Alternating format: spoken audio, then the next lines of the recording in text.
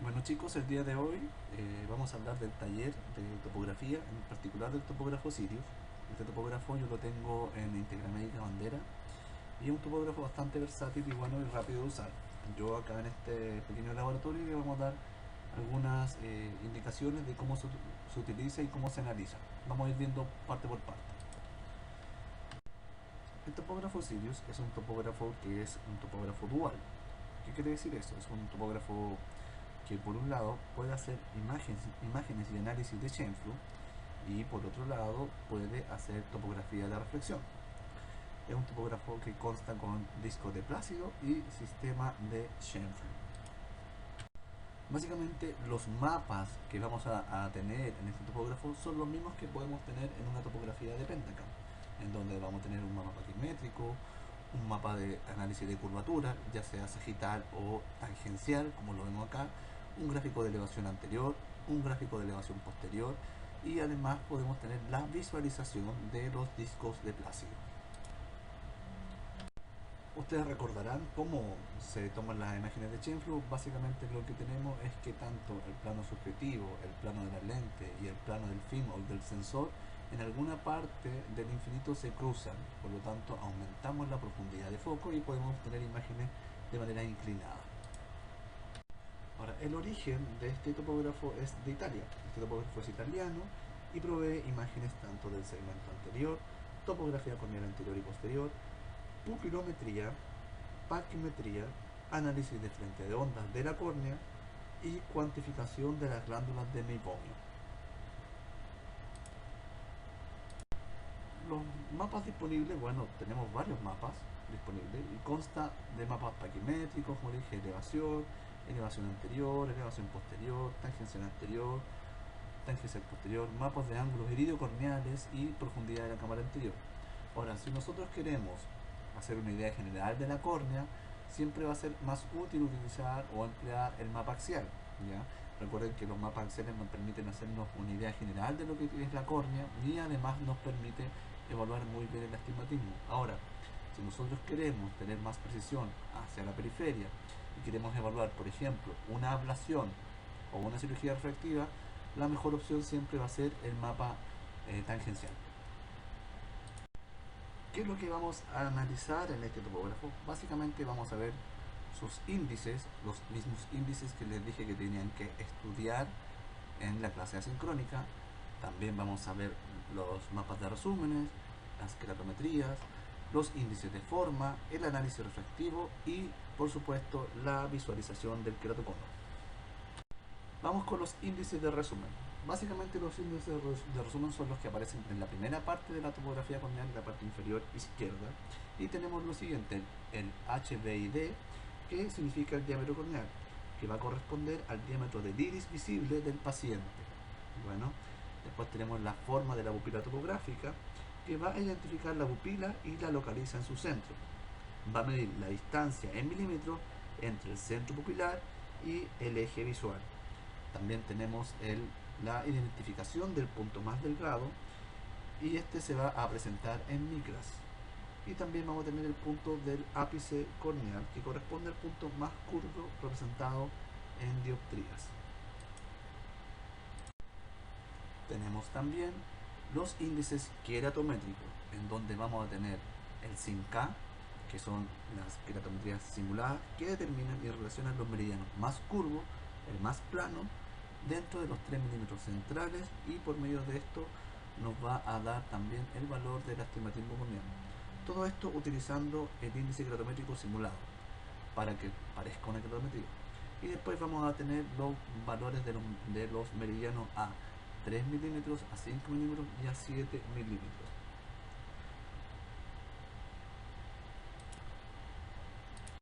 Bueno, básicamente aquí tenemos la visualización de un examen en donde tenemos un mapa del grosor corneal, el mapa de elevación anterior, el mapa de elevación posterior y el mapa tangencial. Ojo acá, siempre fijémonos cuando estamos viendo estos 4 mapas, o generalmente la presentación topográfica, en revisar qué tipo de mapa de curvatura estamos analizando. Ya en este caso es un mapa tangencial. Y acá estamos viendo los meridianos, o sea, las queratometrías. Estamos viendo el SINCA, ¿ok? El SIMCA, y lo podemos ver tanto de la cara anterior como también de la cara posterior, y en este caso estamos viendo el SIMCA a 3 milímetros, a 5 y a 7 milímetros. Los índices de forma, básicamente en esta plataforma de los índices de forma vamos a tener que nos van a entregar los valores de la forma, de las curvaturas del eje meridiano más plano o más curvo, tanto de la cara anterior y posterior, en un diámetro determinado, y estos diámetros son 4, 5 y 8. Bueno, y ahí nos va a dar los valores del punto más curvo y su correspondiente eje, y el punto más plano también. Y además nos entrega el RMS o Root Mean Square, que es la desviación de la superficie examinada con respecto a una superficie esférico-tórica de mejor ajuste. ¿Qué nos va a indicar eso? Que a medida que tengamos RMS mucho más altos, eso nos quiere decir que la córnea es mucho más irregular. Y aquí tenemos nuevamente los mapas. Recuerden siempre fijarse los mapas que tenemos: grosor, corneal, tangencial, elevación anterior, elevación posterior, y acá ya tenemos los índices de forma, donde nos van dando los valores de los valores del RF, o el valor más plano y el valor más curvo, con su respectivo eje, y a los milímetros que yo deseo estudiarlos. Ahora vamos con el análisis refractivo. Básicamente aquí vamos a ver el astigmatismo corneal. Y aquí tenemos la potencia media de la pupila, que esto representa la esfera equivalente a la córnea en una zona pupilar de 3 milímetros. Y se calcula a través de los trazados de rayos utilizando los índices refractivos reales. Es útil para definir curvaturas media, central en córneas que son irregulares. También tenemos el valor LSA, que nos da la diferencia de poder dióptrico entre los rayos periféricos y centrales en un radio de 4,5 milímetros. ¿Para qué nos sirve? Básicamente para ver si tenemos córneas oblatas, o sea, córneas que pudiesen ser operadas post-LASIK por miopía, con altas aberraciones esféricas en condiciones escotópicas, ya que esto nos va a entregar valores que son positivos. Y en córneas muy prolatas, como por ejemplo los post-LASIK de hipermetropía o queratocono, nos va a dar con aberración esférica negativa. ¿Y dónde podemos encontrar esto? En la bibliografía, y nos va a dar estos valores. Entonces podemos tener córneas muy prolatas, córneas muy oblatas, que van a tener valores positivos, y córneas muy prolatas con valores negativos.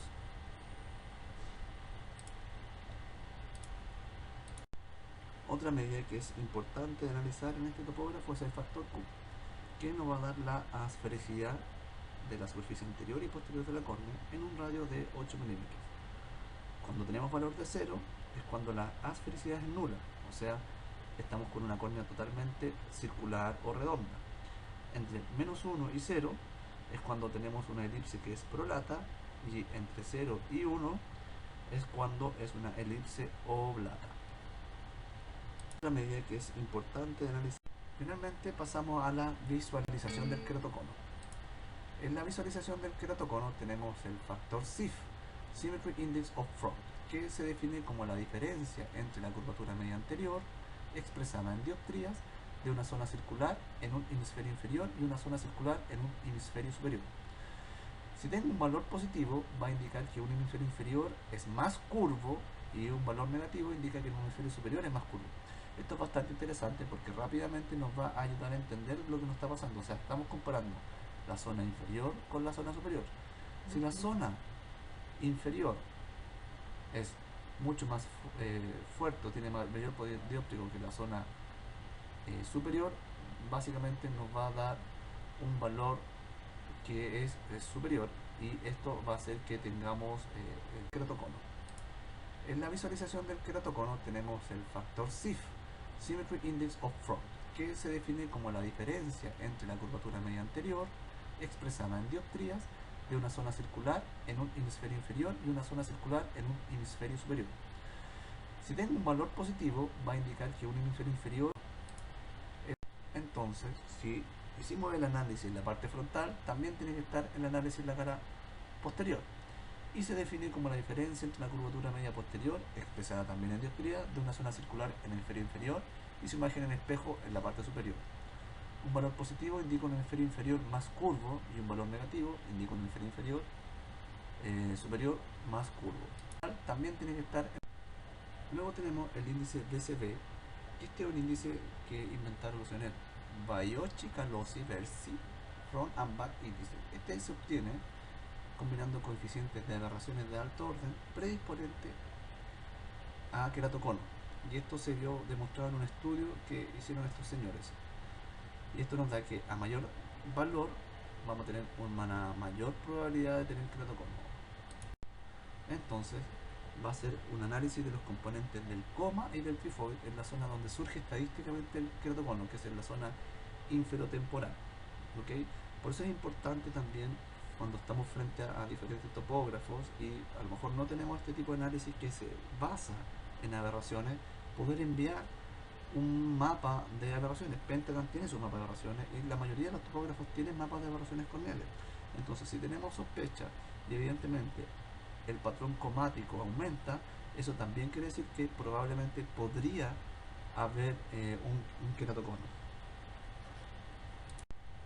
Entonces también vamos a tener estos valores KBF y KBD, que aquí se evalúa un punto de máxima elevación en micras de la cara anterior y posterior. Esto es interesante porque estamos viendo, recuérdense que a mayor elevación, sobre todo en la cara posterior, vamos a tener más prevalencia de queratocono. Y aquí, ¿qué nos va a hacer estos índices? Van a representar las zonas de mayor elevación frente a la superficie esferico-tórica de referencia de mejor ajuste en un radio de 8 milímetros según una base normativa de córneas normales. Acá entonces nos va a dar una visualización de extasias en relación a una escala colorimétrica. Entonces aquí es donde vamos a tener la clasificación. Entonces vamos a tener una clasificación normal, o sea que dentro de la comparación con la población está dentro de estos valores. Podemos tener una también que puede ser anormal o tratado, o sea que no cabe en ninguna de las clasificaciones anteriores.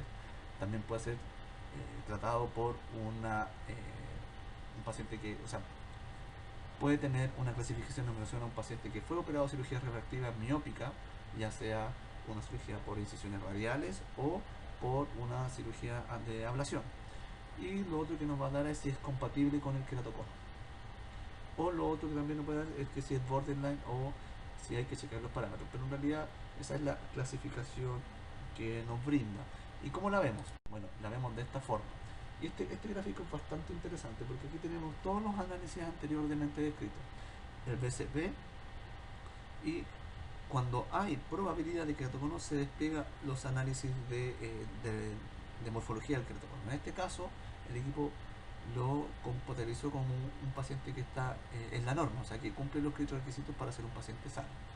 Entonces, vamos a ver, tenemos acá el mapa tangencial anterior, tangencial posterior, elevación anterior, elevación posterior y el paquimétrico en base a una población dada y el resumen de todos los hitos. Ojo acá, esto es interesante porque básicamente lo que tenemos que nos está mostrando los hitos del punto más curvo de la cara anterior y la cara posterior, el punto más elevado de la cara anterior y la cara posterior y el punto más delgado. Y si se fijan, todos estos puntos, a pesar de que el equipo lo clasificó como que estuviera normal, todos estos puntos están cercanamente peligrosos hacia el sector inferotemporal. Por lo tanto, cuando tenemos este tipo de cosas, nosotros podemos sospechar de que el paciente probablemente podría tener una ectasia. Ahora, cuando el paciente tiene una ectasia, se despliegan todos los valores que les mencioné anteriormente. O sea, no solamente vamos a tener asimetrías de curvatura, o sea, vamos a tener diferencia entre la parte superior e inferior en curvatura, sino que también elevaciones anteriores y posteriores bastante altas y grosores paquimétricos muy delgados. Entonces, cuando tenemos esto y todos los puntos coinciden prácticamente dentro de esta zona, inmediatamente sabemos que el paciente tiene un queratocono. Y el equipo, como lo sabe, lo dice, lo compatibiliza con la norma, o sea, que compatibiliza que el paciente tiene queratocono y que está en relación a pacientes que efectivamente tienen queratocono y hacen la morfología del cono, o sea, te saca los valores que les dije yo, el punto más elevado, ya, de la cara anterior y la cara posterior. ¿Okay? Y los va representando en valores acá.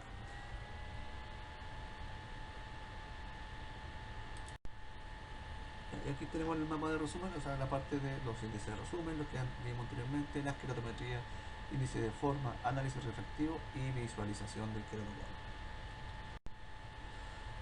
Y esta es la presentación de los mapas, ¿ya? Entonces tenemos presentaciones, bueno, aquí están todos en tangenciales, pero vemos la elevación anterior, posterior, mapas de curvatura que puede ser sagitario tangencial o mapas de paquimetría.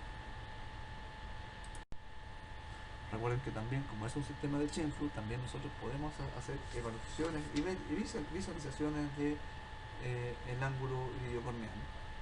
Y también así podemos ver la indemnidad de la córnea y la transparencia de los medios. Y otra cosa también interesante que le dije yo que es bueno tener en cuenta es el análisis de las aberraciones de alto orden a través de escala de colores, ¿ya? Entonces aquí por ejemplo tenemos la pirámide de Zernike y la descomposición de los OPDs, ¿ya? Y las diferentes aberraciones. El RMS o Rounding Square representa el volumen cuadrático medido de las elevaciones del frente de onda en micra. ¿Y qué nos va a medir? Nos va a medir la cantidad de error frente a un sistema ideal, o sea, un RMS que es cero, la calidad visual a nivel del plano ocular, y el RMS debería tener un valor no más normal hasta de 0,3 dioptrías. Y se ve representado en esta imagen de acá. ¿Okay? Entonces tenemos la pirámide de Zernike, la aberración, y esto nos da un indicio de la calidad de visión que tiene el paciente, o sea, de qué forma las aberraciones corneales influyen en la calidad visual del paciente. Espero que les haya gustado. Este ha sido parte del laboratorio. Analícenlo, si tienen alguna duda me pueden preguntar. Yo les puedo entregar muchos exámenes, tengo varios exámenes de topografía Sirius. Probablemente en su prueba, en algún examen, les va a tocar analizar este tipo de topografía, pero como hemos visto en clase y como vimos acá en esta presentación, la forma de analizar es básicamente la misma.